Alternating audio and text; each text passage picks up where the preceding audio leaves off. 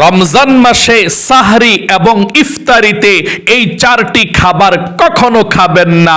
নবী করিম সাল্লাল্লাহু আলাইহি ওয়াসাল্লাম এই চারটি খাবারকে অপছন্দ করতেন।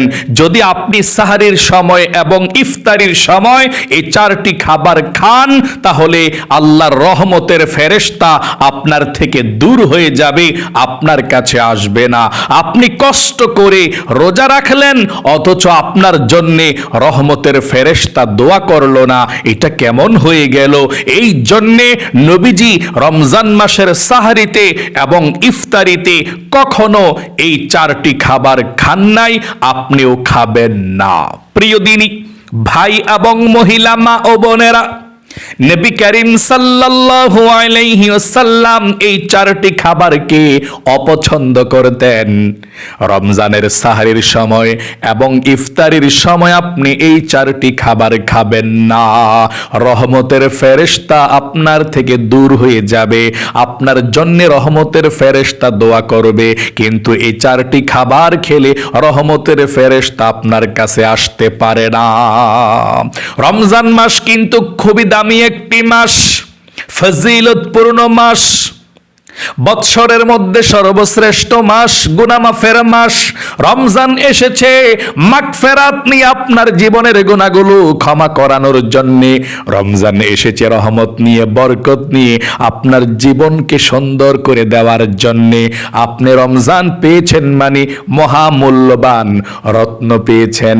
নবী করিম সাল্লাল্লাহু আলাইহি ওয়াসাল্লাম এই রমজান মাসকে পাওয়ার জন্য 2 মাস পূর্ব থেকে আল্লাহর কাছে 5 ওয়াক্ত নামাজের পরে দোয়া করতেন এভাবে: আল্লাহুম্মা বারিক লানা ফি রজব ওয়া শাবান ওয়া বাল্লিগনা রমাদান। ও আল্লাহ, রজব এবং শাবানের বরকত তুমি আমাদেরকে দান করো এবং রমজান পর্যন্ত আমাদেরকে তুমি পৌঁছিয়ে দাও, হায়াতকে বৃদ্ধি করে দাও। আল্লাহু আকবার। রমজানের 1 মাসের এত দাম আল্লাহর কাছে। আপনি যদি 1টি মাস রমজান মাসে ঠিক মতো ইবাদত করতে পারেন, শত শত বৎসর ইবাদত করলে যেমন সওয়াব হবে, আমার আল্লাহ রাব্বুল আলামিন তেমন সওয়াব আমলনামার মধ্যে লিখে দিবে।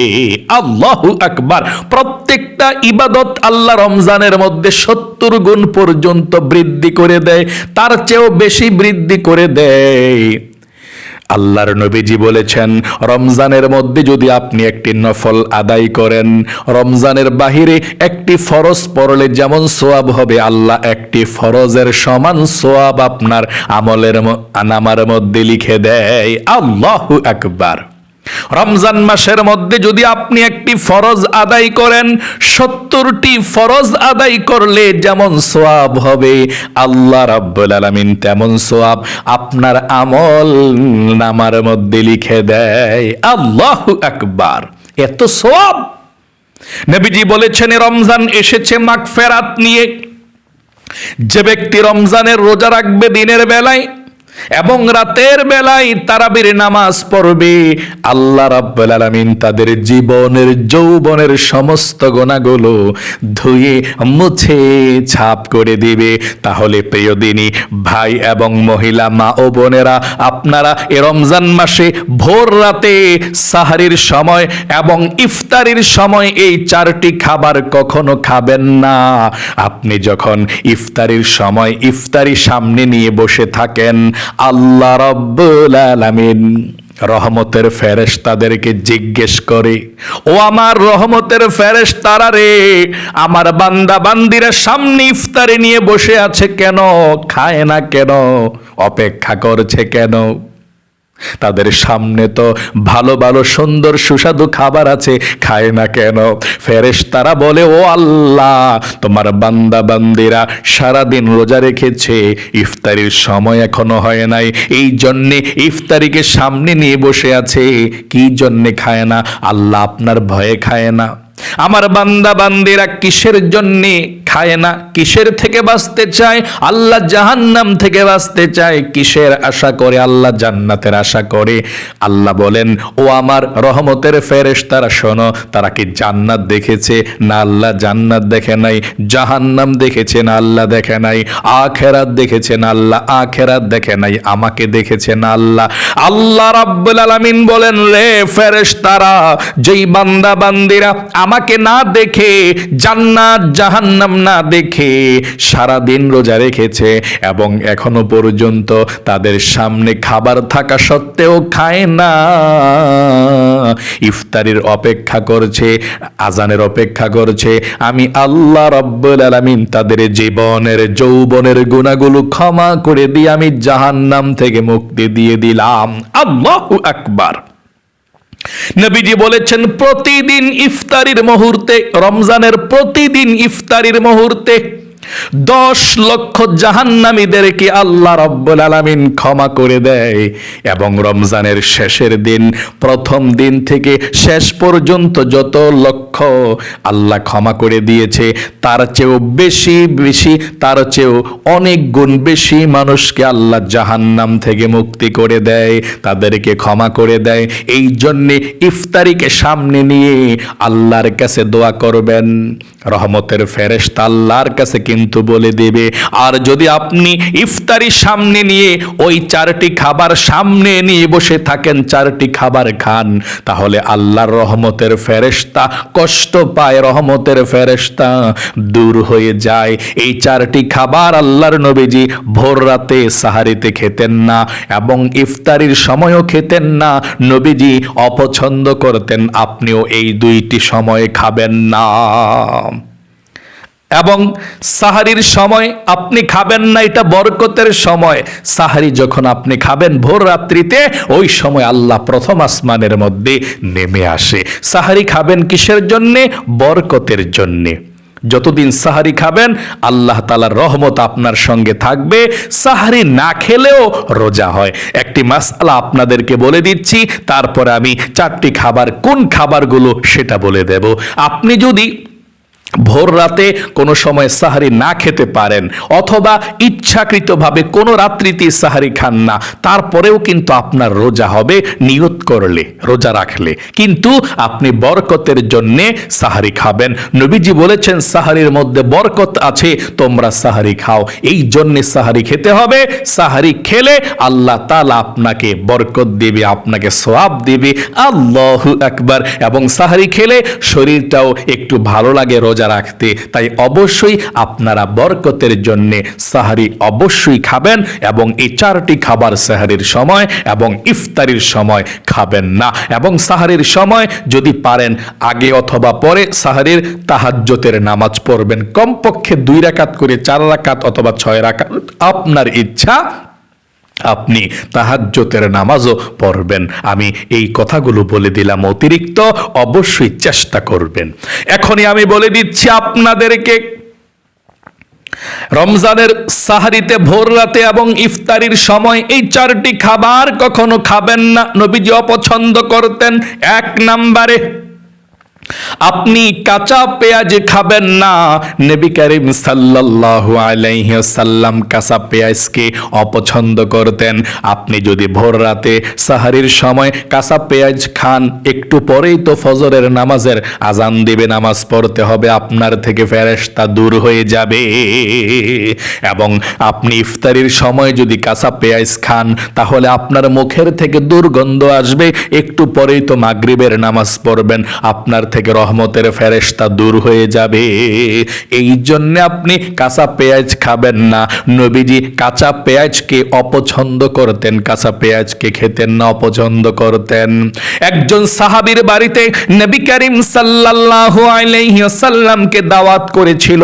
সাহাবী নবীজিকে দাওয়াত করে খাবার দিয়েছে, সালাদ বানিয়ে কাঁচা পেঁয়াজ দিয়ে অনেকগুলো কিছু দিয়ে আল্লাহর নবীজির সামনে নিয়ে আসলো। নবী করিম সাল্লাল্লাহু আলাইহি ওয়াসাল্লাম বলেছেন, এই কাঁচা পেঁয়াজের খাবারটা নিয়ে যাও, আমি কাঁচা পেঁয়াজ খাই না, কাঁচা পেঁয়াজ খেলে ফেরেশতারা কষ্ট পায়, আল্লাহর রহমতের ফেরেশতা দূর হয়ে যায়, আল্লাহর রহমতের ফেরেশতা আপনার সঙ্গে থাকতে কষ্ট হয় যদি আপনি কাঁচা পেঁয়াজ খান। নবীজি সে কাঁচা পেঁয়াজের যেই সালাদ ছিল ওইটাকে দূর করে দিয়েছে।